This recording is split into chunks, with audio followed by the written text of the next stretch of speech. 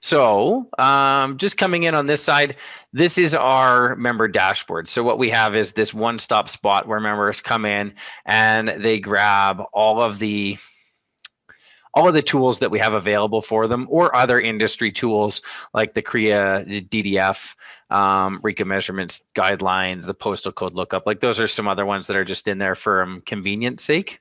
Mm-hmm. But the core technology that we provide to our members is obviously the MLS system. Then we just have the listing maintenance at Edit Okay. portal. We have listing forms on here for them just to be able to come and grab offline forms. So if you wanted a form when you were going out, if you wanted to have it in paper form so that you could make notes while you were taking a listing, or if you had it on your laptop or your iPad, like these are fillable. So we have those forms on the site for members to grab and use as well. I'll just kill that one. And then we have Maps, which is a tool that we have exclusive from Pillar 9, and then the Prospects CRM and the Prospects mobile app. Those are the big ones that are specific to Pillar 9 from the tools that we provide. So taking a look at those, like I quickly showed you, these are just the offline input forms. But then if we go into the MLS system, that doesn't really look good the way. Does that look okay for you at the moment? Yeah, it's kind of small. Let me just see what I can do to make it a bit bigger for you Oh, here. that's much better. Perfect. So coming into the core of the MLS system, it's based on our core MLS system is based on Matrix, which is the most used MLS system in North America right now. So this is Matrix that we're in at the moment, and this is as an agent. If you were coming in and you were starting to search, work with your listings from a non-input standpoint, this is where you would come into. So mine is just wide open today, not being a realtor and working at the administrator level. I just see the entire market. I don't really filter it down. But if you were coming in here, the market watch is a huge area that members come into every morning because it lets them know what they are looking at, whether it be the last 24 hours out to the last 7 days of new listings back on market. You can read through all those, kind of just going through the status portion. The part that members get much more into is obviously, I want to start to look at where do I work. So, for me, say I'm in Calgary and I want to track a couple of specific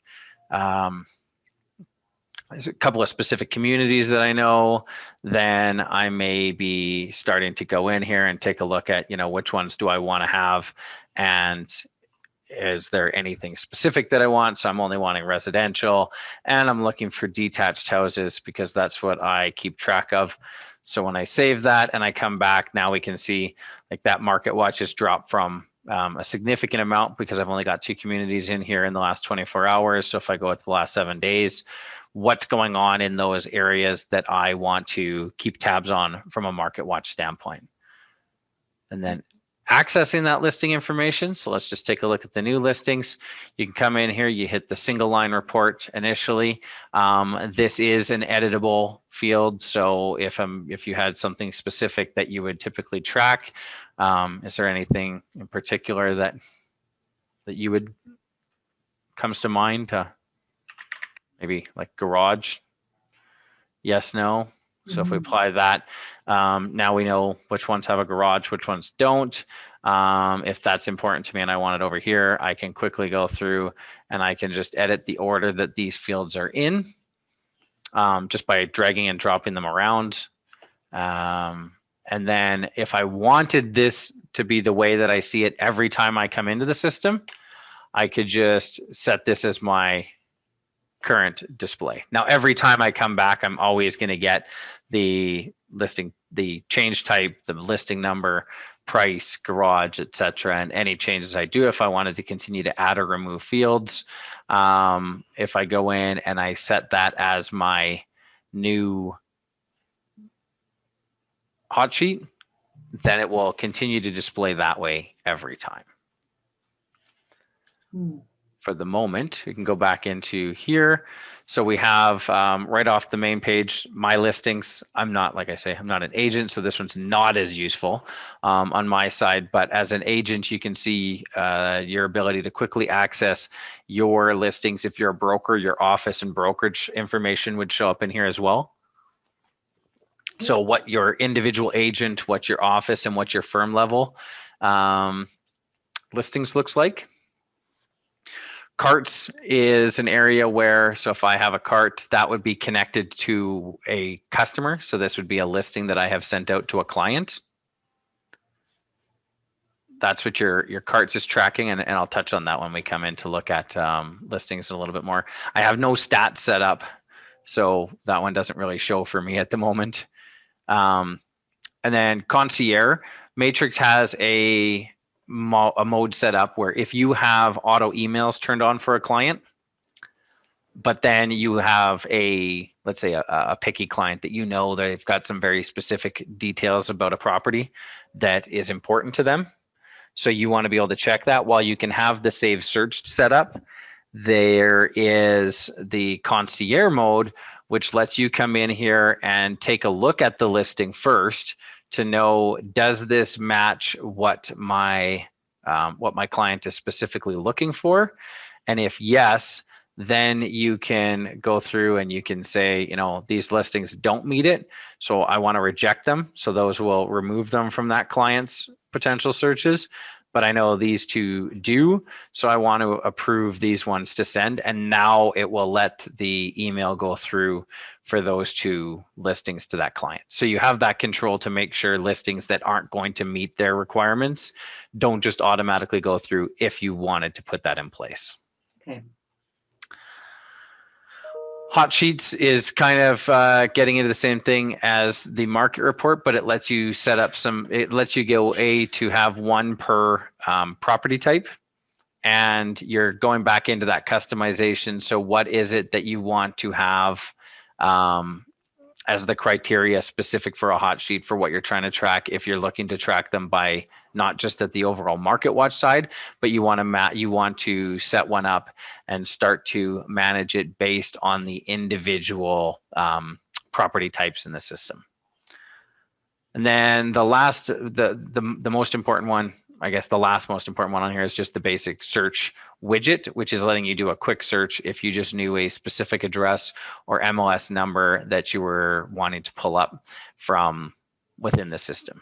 But then going to that, the majority of the search, and all these are accessible from the drop down bar at the top, but if you want to go in here, you get what are all the property types if you're going in to do a specific search, which we have for the property types that we break our listings down by, which is residential, multifamily, agribusiness, land, mobile, rental, commercial. But then the last one that we have is this cross property search. And what cross property does when you go in to use it is it will now search across all the property types.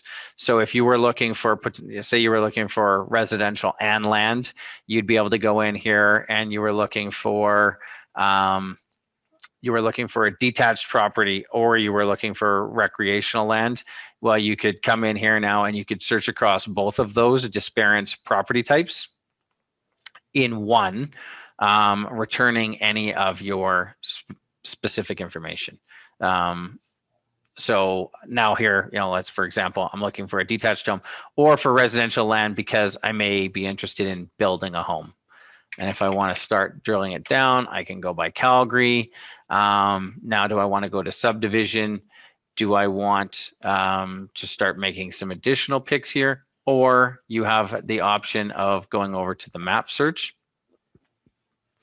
And if I know a specific area that I wanted to start working into, I could dial into it on the map level and then start to get the radius draw option. So let's say I'm looking for that area in particular. So now it's going to set that as the boundaries, and you can see all the houses that aren't in that circle have disappeared.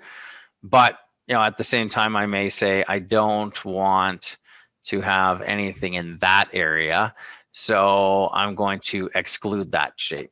Oh, that is nice. And get the maps search criteria set up that way. So now when I go back to criteria, like I know it's telling me right here, the map area is what has been selected. So everything matches that, and I can go into my results, and I know that those results are going to drive anything that I'm looking at. And now I can start going through the listings. How many So active listings are on the system right now, out of curiosity? I'll have to go back to the home page for that. So let's just, actually, let's do it this way. Let's go cross property. And because I didn't save anything, it cleared that criteria. So I'm currently just active listings with no criteria in general. So total searches, there's 19,706. And the one nice benefit is it returned that in less than 1 second. That's what I was just about to say. What has blown me away is the speed with which Pillar 9 works. Paragon, we'd still be at the very first search if we were on Paragon right now. It is so slow. There is no MLS system in North America that matches the speed of Matrix.